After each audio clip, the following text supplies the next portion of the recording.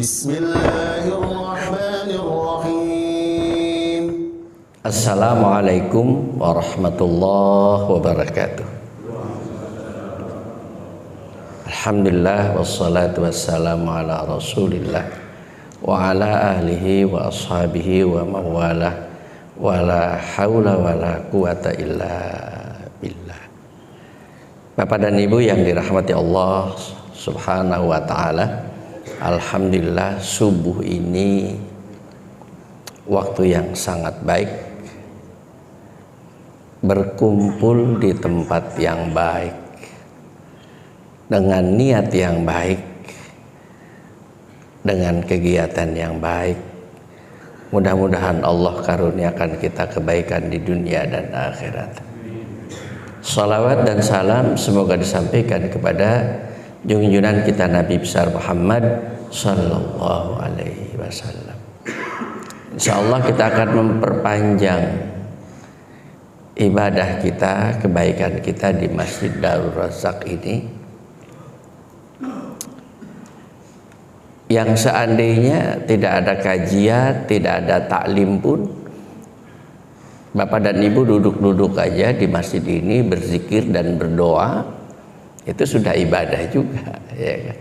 Karena iktikaf di masjid itu asal pikirannya kepada Allah, hatinya kepada Allah, apalagi membaca Al-Quran, zikir dan doa, itu sudah ibadah. Insya Allah nanti biasanya kita di akhir Ramadan ada iktikaf. Jadi karena kesempatan saya menyampaikan ini di awal, yang paling susah dalam iktikaf ini sekarang orang ke masjid tidak membawa handphone. Itu yang paling susah. Saya khawatir, ya, karena di dalam kitab-kitab fikih, apalagi kitab lama, tidak ada kan disebutkan satu gap iktikaf itu adalah handphone, tidak ada. Tapi sekarang masalah handphone itu harus dibahas secara khusus dalam iktikaf. Karena iktikaf itu definisinya adalah al-muqsu fil masjid, diam di masjid. Wa qalbuhu, hatinya, pikirannya dalam berzikir kepada Allah Subhanahu wa taala. Jadi walaupun sebentar tapi memberikan satu kesempatan penuh fokus kepada zikir kepada Allah. Kalau membawa handphone ada kemungkinan handphone masuk yang kontennya mungkin konten masalah dunia, masalah bisnis, masalah dagang, ya. Mungkin karena yang iktikaf itu yang punya toko, terus di handphone dari sana atau di WA menanyakan ini ada orang minta turun harganya, terus dari masjid dijawab bahwa kalau segitu belum bisa, kita nggak untung. Menurut saya tidak tahu itu iktikafnya batal atau tidak, tapi setidak-tidaknya terganggu makna iktikafnya. Jadi fisiknya di masjid, tapi pikirannya ke toko. Saya yakin bapak-bapak setuju itu. Adapun ke masjid membawa handphone dan dimatikan, ya. Jadi kita mungkin ambil jalan tengah saja. Iktikafnya itu adalah on off saja. Tatkala handphonenya off, maka iktikafnya on, ya kan? Kalau handphonenya on, iktikafnya off, gitu. Jadi kalau iktikaf sibuk dengan membuat WA, jadi kapan iktikafnya? Ya. Satu pemandangan yang umum kita lihat, datang ke masjid itu sudah pasti sangat baik lah. Orang datang ke masjid itu mencintai masjid itu sesuai dengan Hadis Rasulullah, wa qalbuhu mu'allakun bil masajid, hatinya mencintai masjid. Tidak mungkinlah datang ke masjid kalau hatinya tidak mencintai masjid. Tapi pemandangannya adalah membawa anak sangat bagus, tapi tatkala membawa kasur, membawa bantal, terus ini menjadi pindah tidur gitu.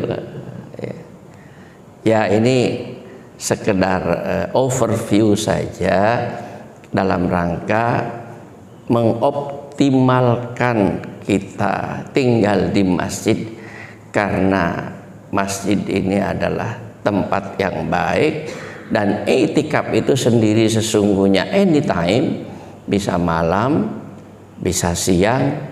Hanya Rasulullah Shallallahu Alaihi Wasallam memberikan contoh 10 terakhir tidak keluar masjid dan i'tikaf di masjid. Adapun kebutuhan hidupnya sehari biasa-biasa saja, ya, istrinya dan keluarganya memasak, makanan diantar ke masjid, ya, dan i'tikaf memang diizinkan untuk keluar mengambil makanan gitu. Jadi mungkin i'tikaf kita itu on off saja. Kalau kita keluar masjid karena urusan, ya udah i'tikafnya off, ya kan? Kalau kita datang lagi ke masjid, handphonenya dimatiin, berwudu, sholat sunnah, tahiyatul masjid, membaca Al-Quran, zikir dan doa, itu i'tikafnya on lagi, ya, karena memang diizinkan begitu. Baik, Bapak dan Ibu yang dirahmati Allah Subhanahu wa Ta'ala, saya ingin membahas sesuatu yang Bapak dan Ibu sudah ketahui tentang Ramadan yang barokah dan saum yang berhikmah, puasa yang berhikmah, puasa yang bermakna. Sekarang kita Ramadan dulu, ya. Ramadan itu adalah nama bulan. Berarti Ramadan itu adalah waktu, dan waktunya terbatas. Rasulullah mencontohkan kepada kita tentang kerinduan terhadap Ramadan. Bukan kerinduan terhadap puasanya, tapi kerinduan kepada Ramadannya. Itu yang diucapkan oleh Rasulullah 2 bulan sebelum Ramadan datang. Dan kemudian karena itu diungkapkan dalam bentuk doa, dan doa itu sangat populer. Wa ballighna Ramadan, ya Allah sampaikanlah kami kepada bulan Ramadan. Berarti Rasulullah itu begitu rindu, begitu kangen, ya, boleh juga dikatakan tidak sabar menunggu Ramadan, ya, sehingga diungkapkan wa balighna Ramadan. Jangan sampai kami tidak diberi kesempatan masuk Ramadan. Satu-satunya nama bulan yang disebut di dalam Al-Quran adalah Ramadan. Syahrul Ramadan alladzi unzila fihil Quran, dalam surat Al-Baqarah yang lanjutannya tentang puasa, ya. Syahrul Ramadan alladzi unzila fihil Quran itu adalah menjelaskan ayyamam ma'dudat. Puasa itu pada hari-hari yang ditentukan. Hari-hari yang ditentukan itu apa? Syahrul Ramadan alladzi unzila fihil Quran. Jadi bulan Ramadan ini memang bulan yang luar biasa. Karena keluar biasaannya itu, karena istimewanya itu, jangan sampai kita tidak kebagian barokahnya. Yang menyebut Ramadan barokah itu Rasulullah. Iza ja'a Ramadan, jika datang bulan Ramadan, Rasulullah mengumumkan kepada para sahabat, qad ja'a syahrun mubarak, telah datang bulan yang penuh barokah. Ya, ya. Sekarang dengan kemampuan menyusun kata-kata, orang-orang mengatakan, dan ini sangat baik, telah datang bulan yang penuh barokah. Seandainya bulan Ramadan ini bulan yang terakhir buat kita, Ramadan yang terakhir buat kita, jadi haruslah Ramadan ini adalah the best, harus terbaik buat kita kan.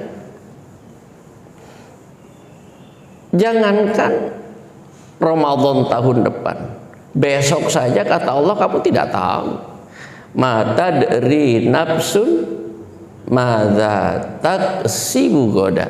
Kamu tidak tahu besok itu dalam keadaan apa, melakukan apa, masih hidup apa sudah mati. Ya. Wa ma tadri nafsun bi ayyi ardin tamut. Allah gandengkan, kamu besok tidak tahu dan kamu juga tidak tahu akan mati di bumi mana, di daerah mana. Kita gelap tentang besok itu. Karena kita ini sepenuhnya milik Allah, diatur oleh Allah, gerakan-gerakan kita ini atas kehendak Allah, dan waktu kita dibatasi oleh Allah. Jadi bersyukurlah kepada Allah Subhanahu wa Ta'ala, kita sekarang berada dalam sebuah bulan yang dimuliakan oleh Allah, namanya Ramadan. Ramadan barokah itu dari Rasulullah Sallallahu Alaihi Wasallam, qad jaa syahrun mubarak. Ini pelan-pelan aja karena nggak ada minum kan.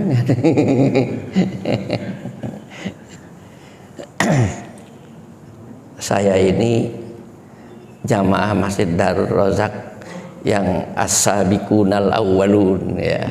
Jadi mungkin ada yang belum, ini para santri ini belum menjadi jamaah Darul Razak, saya sudah menjadi jamaah Darul Razak ya.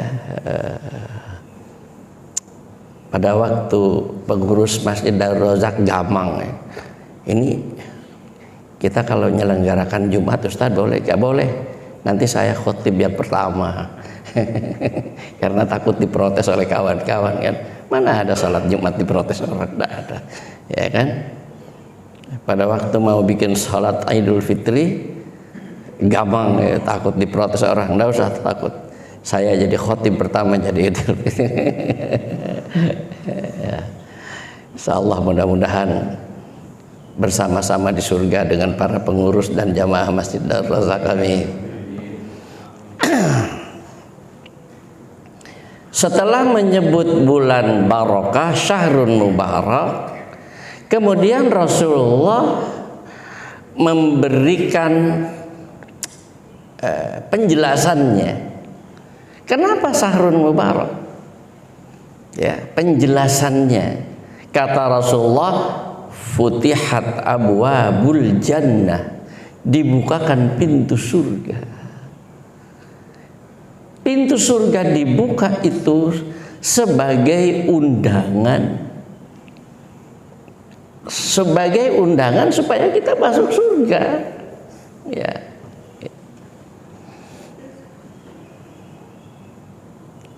Karena ada orang yang walaupun sudah dibukakan pintu surga, tapi dia nggak mau masuk surga ya. Ini ada kaitannya dengan hadis Rasulullah Sallallahu Alaihi Wasallam pada waktu mengumumkan kullu ummati yadkhulunal jannah. Kata Rasulullah, umatku itu semua masuk surga, illa man aba, kecuali ada yang nggak mau. Jadi hadis ini suka saya sampaikan dalam pengajian sebagai optimisme kita masuk surga. Karena kata Rasulullah, kullu ummati yadkhulunal jannah, semua umatku masuk surga. Sepanjang kita adalah umat Rasulullah, Rasulullah yang menjamin masuk surga. Masuk surga, tidak usah khawatir. La takhaf wa la tahzan, tidak usah khawatir, masuk surga. Asal kita betul-betul menjadi umat Rasulullah. Tapi Rasulullah jelaskan, illa man aba, kecuali memang dia tidak mau masuk surga. Para sahabat yang imannya sudah sangat tebal dan keyakinannya tentang surga begitu kuat, Rasulullah pernah bercerita tentang surga setelah Isra dan Mi'raj, bertanya, apakah ada ya Rasulullah orang nggak mau masuk surga? Kata Rasulullah, ada orang nggak mau masuk surga.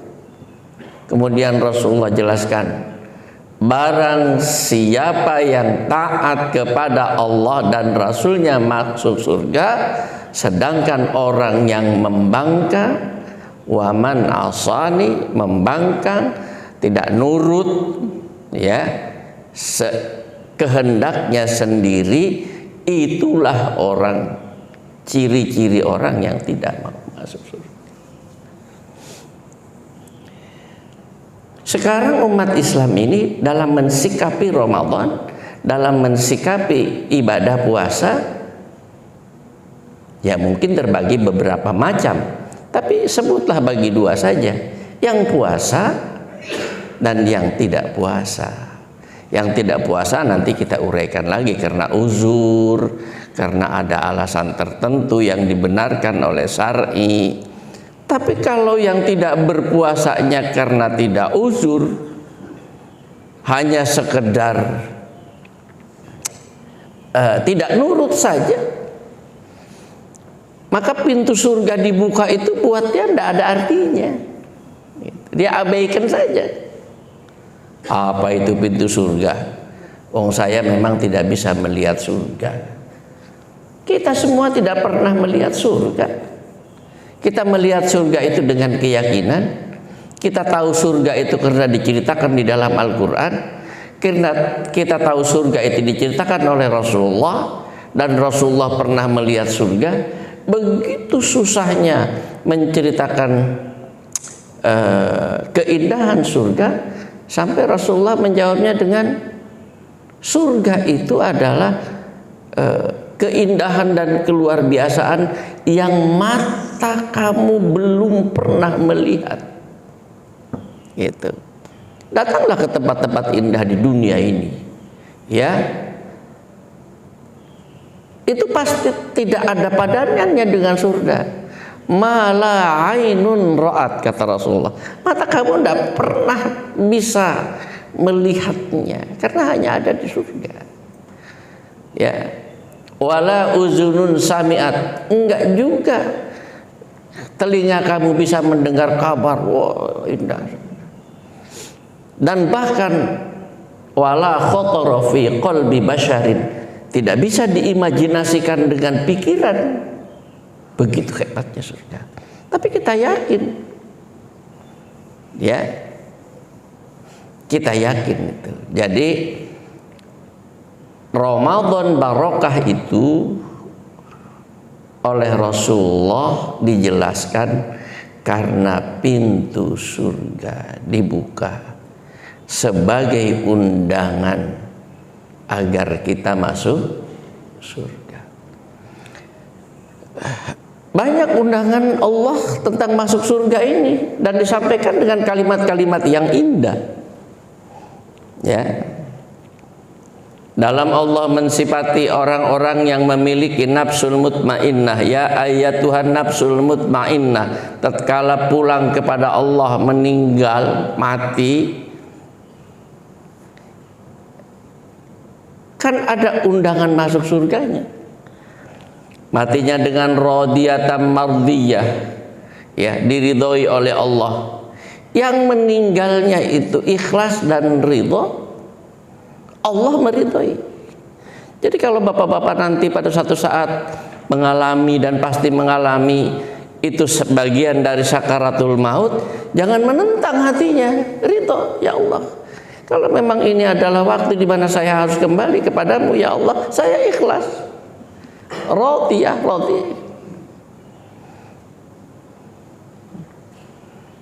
ya, Allah ridho.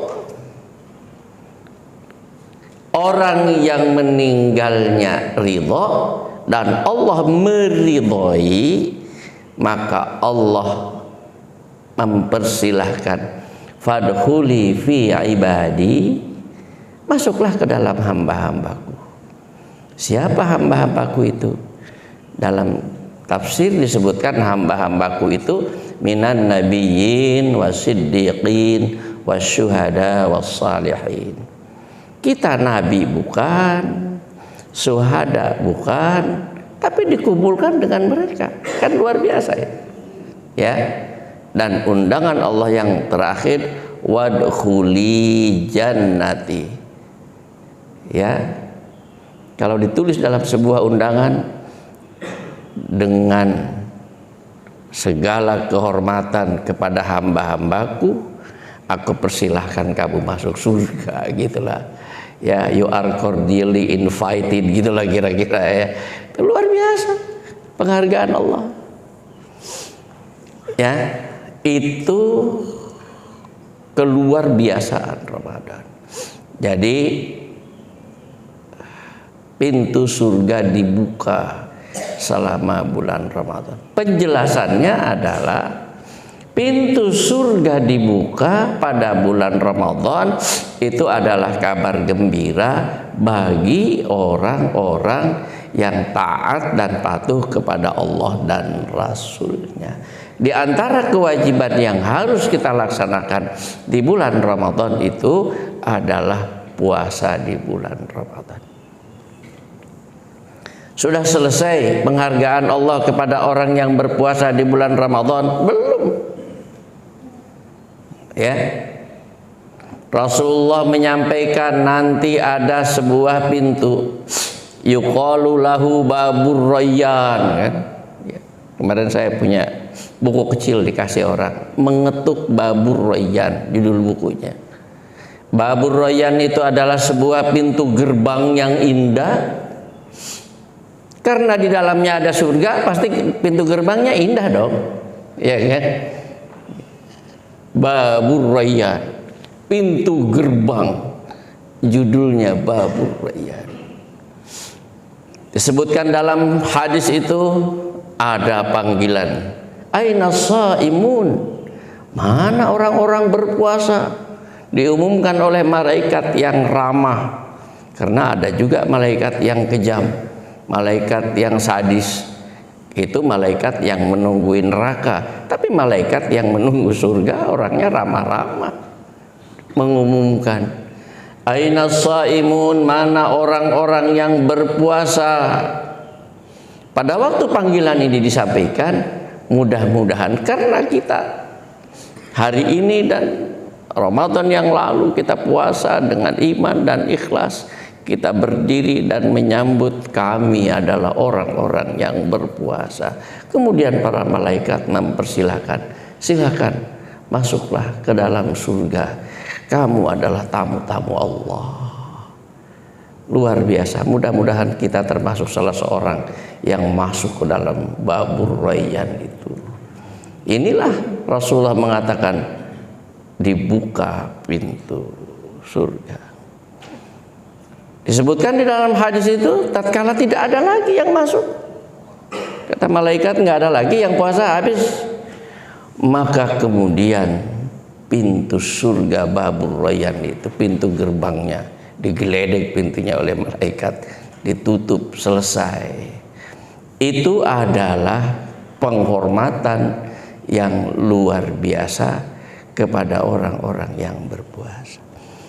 Oleh karena itu, tatkala berpuasa ini, tatkala ada rasa lapar, ada rasa haus sedikit, ada rasa letih sedikit, ya, maka hati kita harus mengatakan itu tidak ada artinya. Kelaparan yang tidak ada artinya, haus yang tidak ada artinya, letih yang tidak artinya, dibanding dengan penghargaan Allah yang akan diberikan kepada kita. Dan itu harus dikatakan oleh hati kita, lapar, haus, dan letih ini alhamdulillah karena saya sedang ibadah. Jadi tidak mungkin Allah melalui Rasulnya menggambarkan keindahan-keindahan untuk orang berpuasa ini, melainkan supaya kita menjalankan ibadah puasa ini dengan iman dan ikhlas. Bahkan tatkala orang dalam hidupnya punya dosa, dan kita tidak mungkin tidak punya dosa, ya, karena dosa itu dilakukan oleh mata, dilakukan oleh telinga, dilakukan oleh hati. Kebencian kita terhadap seseorang kan adanya dalam hati dan tidak kelihatan kan, tapi itu adalah dosa kan. Iri dengki kepada orang lain itu adanya dalam hati, tapi hukumannya luar biasa, dihapus seluruh amalnya, ya kan. Kesombongan seseorang itu memang kemudian muncul dalam bentuk kata-kata dan tingkah laku, tapi bermula dari hati. Makanya Rasulullah tentang kesombongan menyebutnya hati. Man kana fi qalbihi misqala zarratin min kibrin, barang siapa yang ada dalam hatinya satu titik kecil seperti biji sawi, bagian dari sombong, kata Rasulullah dilarang masuk surga. Itu hati, ya kan? Kesombongan itu hati. Kan dosa yang tidak kelihatan kan? Oleh Allah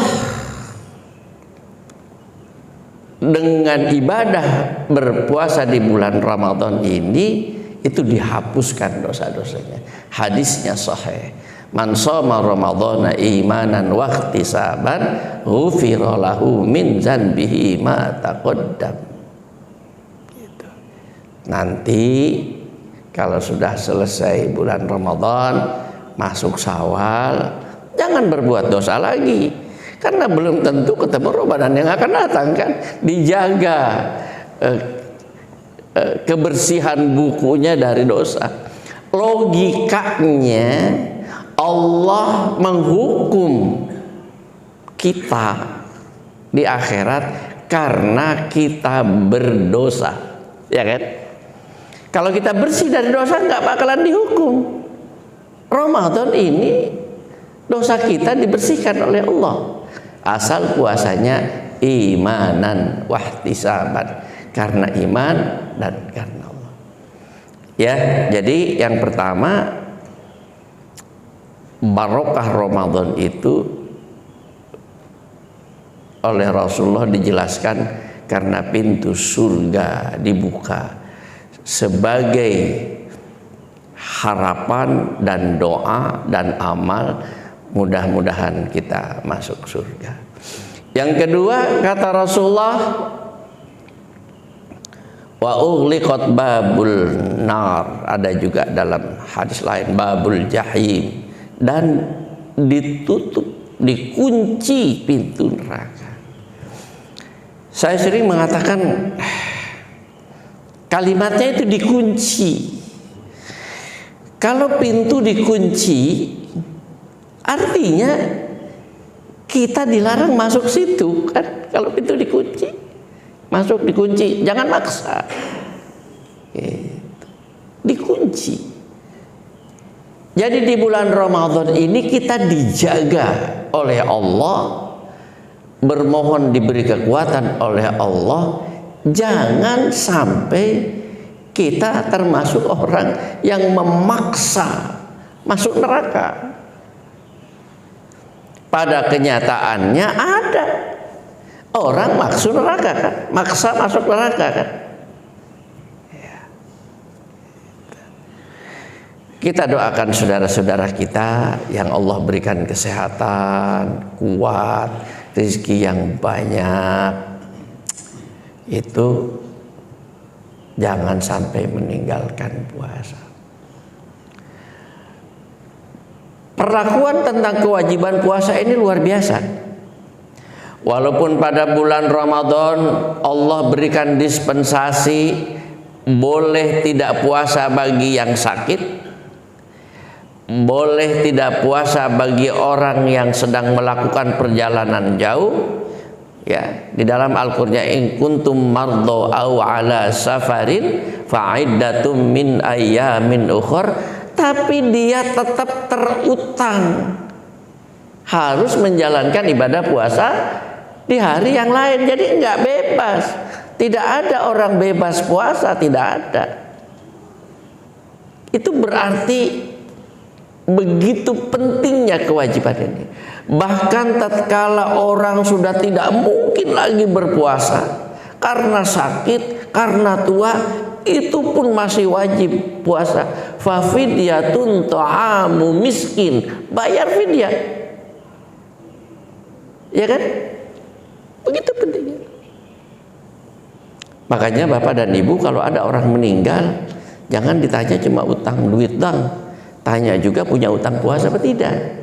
Biasanya ibu-ibu karena ada seorang sahabat, ya tidak disebutkan namanya, karena sahabat itu adalah orang yang pernah hidup satu zaman dengan Rasulullah. Datang kepada Rasulullah, ya Rasulullah, inna ummi matan, ibuku meninggal, walaha asyam, dan dia punya utang puasa. Apakah saya wajib membayarnya? Kata Rasulullah, na'am, itu utang, kamu bayar. Itu. Dalam kasus seperti itu, jika ahli warisnya mau, maka bayar dengan puasa yang dilakukan oleh warisnya. Kalau dia tidak mau, dia bayar fidyah.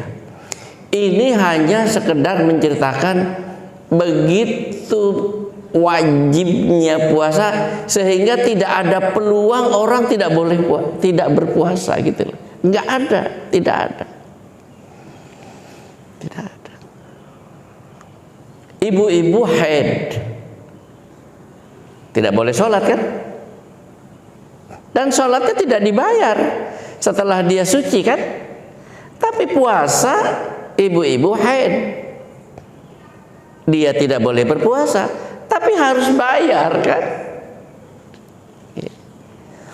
Jadi alangkah sayangnya ya orang kemudian tidak menganggap penting puasa di bulan Ramadan, puasa wajib ini.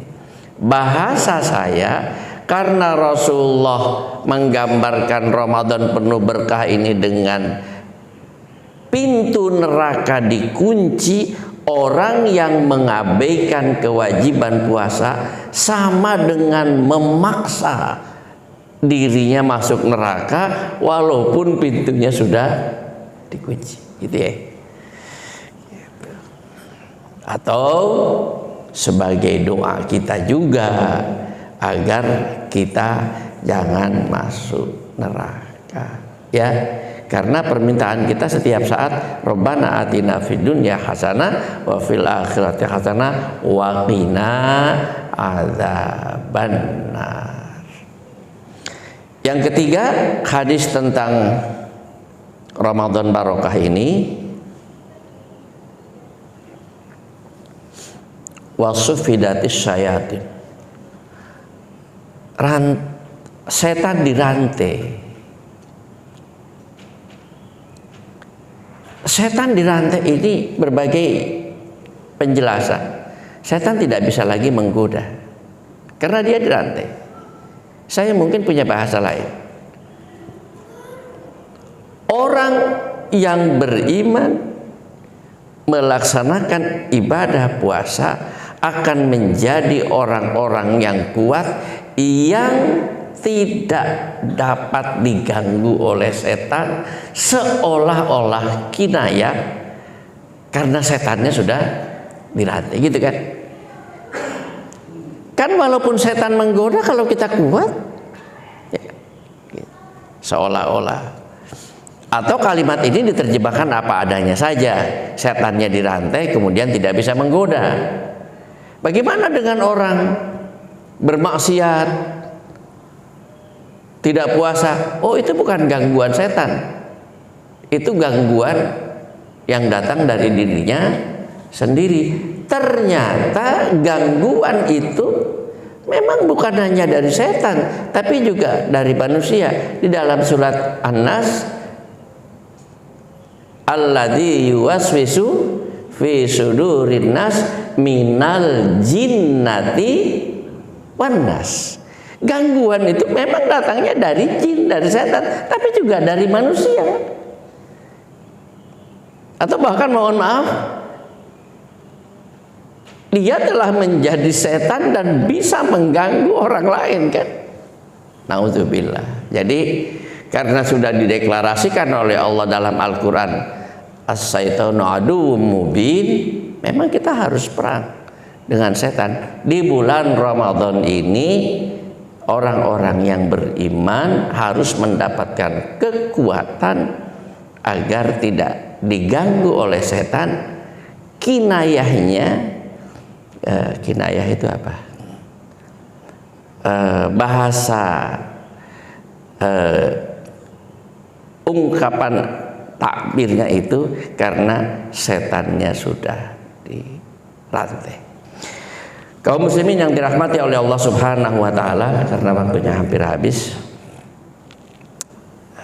Sekarang hikmah Ramadan atau kok hikmah Ramadan, hikmah puasa atau puasa berhikmah. Jangan sampai puasa kita ini tidak bermakna atau tidak berhikmah, karena warningnya dari Rasulullah begitu jelas. Ya, kalau tadi kita membicarakan orang yang tidak puasa, sekarang kita membicarakan orang yang sudah berpuasa. Kata Rasulullah, fakam min shaimin laisa lahu min siyamihi illal ju'i wal atas. Banyak orang berpuasa. Ingat, ini orangnya sudah berpuasa ini. Ya kan? Dia tidak memperoleh apa-apa kecuali pernah merasakan lapar dan haus. Waduh, kalau cuma merasakan lapar dan haus, sayang. Gitu.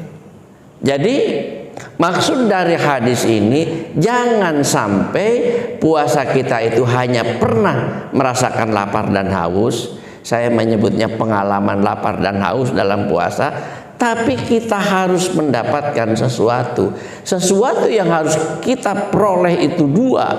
Yang pertama adalah hikmah, yang ketiga adalah balasan, dan kedua-duanya ini satu sama lain berkaitan. Hikmahnya kita harus dapat, maknanya harus dapat. Di dalam Al-Baqarah tentang puasa, di ujung ayatnya, wa antasumu khairul lakum in kuntum ta'lamun. Puasa kamu itu lebih baik kalau kamu faham, kalau kamu ngerti tentang makna puasa. Ya, jadi kita harus paham tentang kenapa. Makna puasa sangat banyak, hikmahnya sangat banyak, sehingga Ramadan ini disebut dengan syahrut tarbiyah, bulan pendidikan, dan puasanya juga adalah ibadah tarbiyah sangat banyak. Tapi mungkin ada waktu ambil satu dua lah. Puasa ini kan tidak ngapa-ngapain.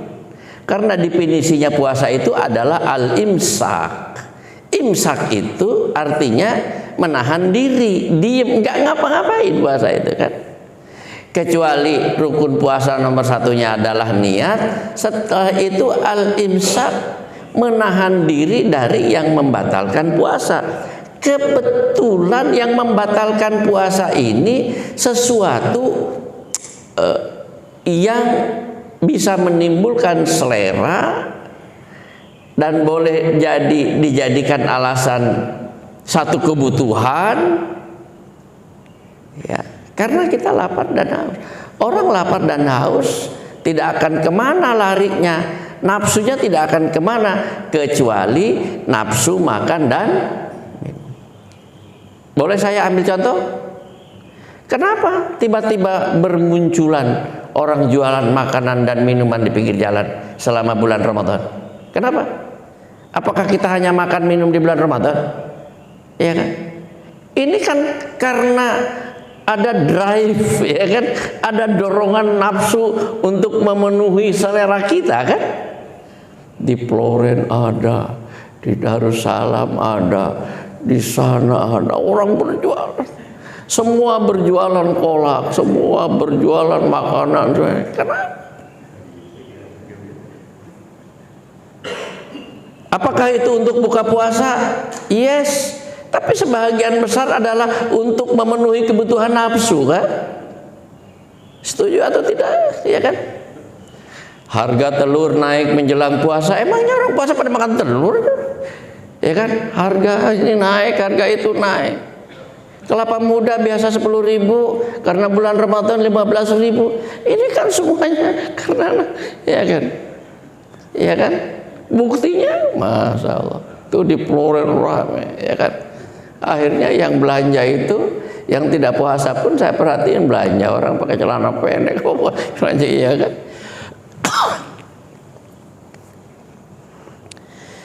Jadi salah satu pendidikan puasa adalah kemampuan diri menahan nafsu untuk tidak makan dan minum di waktu yang dilarang. Waktu yang dilarang itu adalah dari subuh sampai dengan maghrib. Dilarang. Kenapa? Karena kita sedang menjalankan ibadah. Ketentuannya begitu. Kalau Anda tidak kuat menahan nafsunya, maka batal puasanya, kan? Ternyata pendidikan menahan nafsu ini luar biasa. Kalau orang sukses menahan nafsu, itu dia akan mendapatkan kesuksesan yang luar biasa. Ya. Karena di televisi yang sedang rame, ini kalau bicara televisi yang paling paham Pak Ubed. Ya kan? Orang yang sedang berhadapan dengan pengadilan, bolak-balik pengadilan itu tiap hari, itu dia menjadi terdakwa bukan untuk memenuhi kebutuhannya, bukan, tapi untuk memenuhi nafsunya, kan? Karena dia sudah orang kaya. Kenapa saya sebut kaya? Jabatannya tinggi, pangkatnya tinggi, mobil pun dikasih oleh negara, supir oleh negara, BBM oleh negara, tidak pernah beli bensin, makan di kantor dikasih oleh negara, minum air putih pun dikasih negara, rumah dikasih negara, masih korupsi. Untuk apa? Itu karena ada dorongan nafsu, kan? Bukan kebutuhan. Kebutuhan is over, sudah melimpah ruah.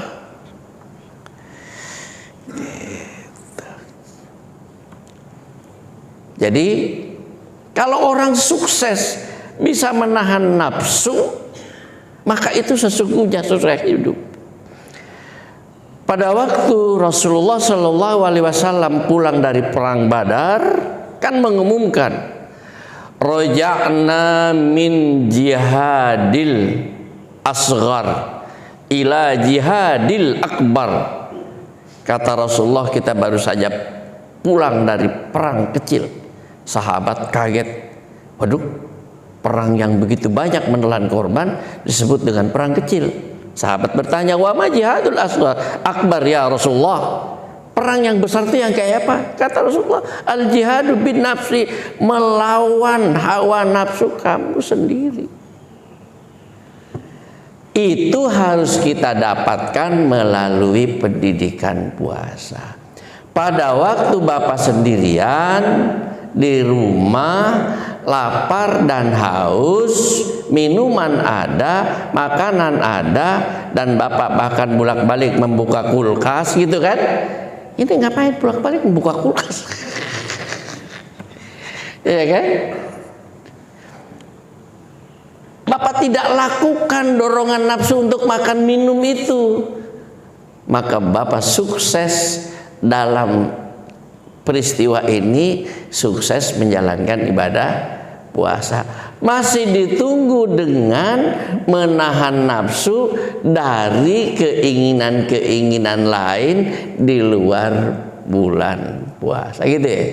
Karena dorongannya kan lebih berat dari itu, ya kan? Take it or leave it. Kalau saya ambil, Allah marah. Kalau saya tinggalkan, Allah ridho. nafsu gitu. Ya, jam berapa suruh? Ya? 5? Udah lewat. Nggak bunyi. Oh, lewat. Oke. Saya bacakan firman Allah yang Bapak dan Ibu sudah familiar dengan firman Allah ini. Kaitannya dengan kekuatan puasa harus seperti itu.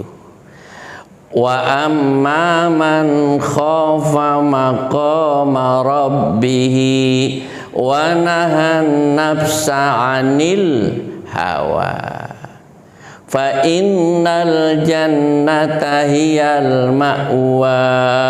Surat An-Nazi'at 40:41.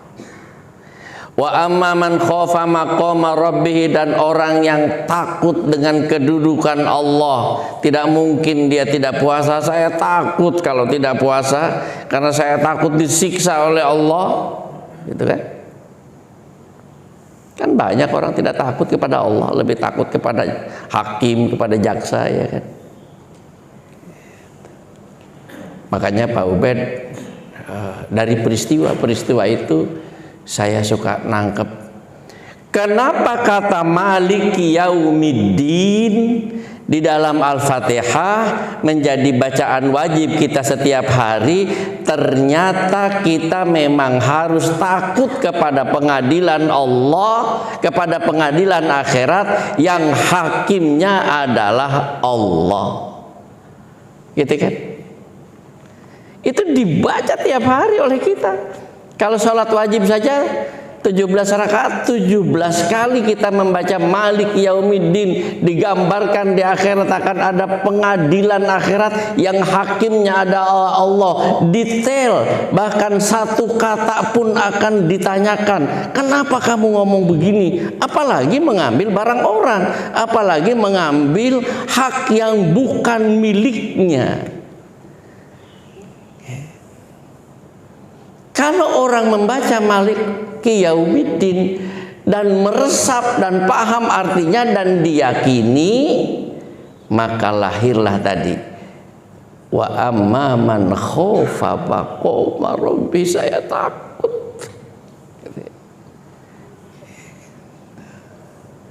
Ya, saya takut. Kalimatnya itu khofa.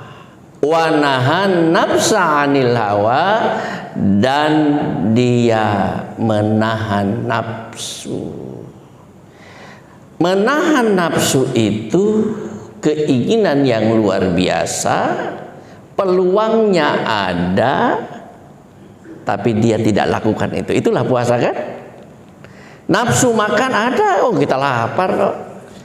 Nafsu minum ada, peluangnya ada, barangnya mau dimakan ada, waktunya juga, tempatnya juga, semua aman, ya kan? Dalam checklist dunia itu semua aman. Di rumah sendiri, ya kan?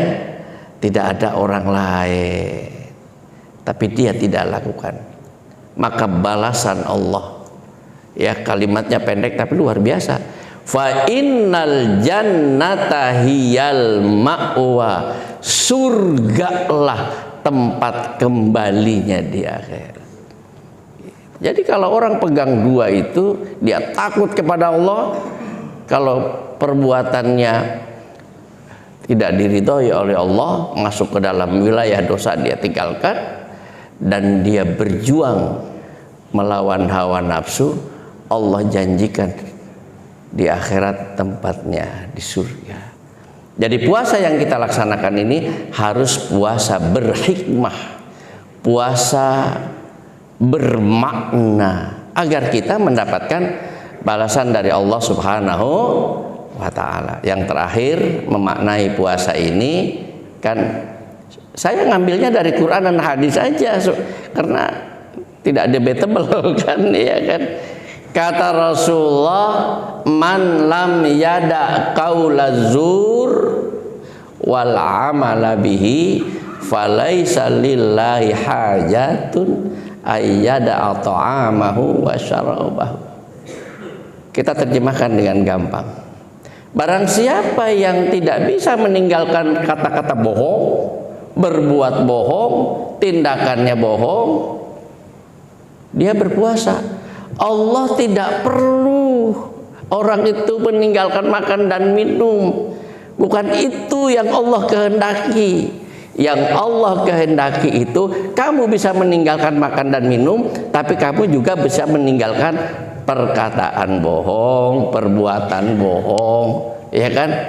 Bukankah korupsi itu adalah perbuatan bohong yang gitu kan? Korupsi itu bukan maling, ya.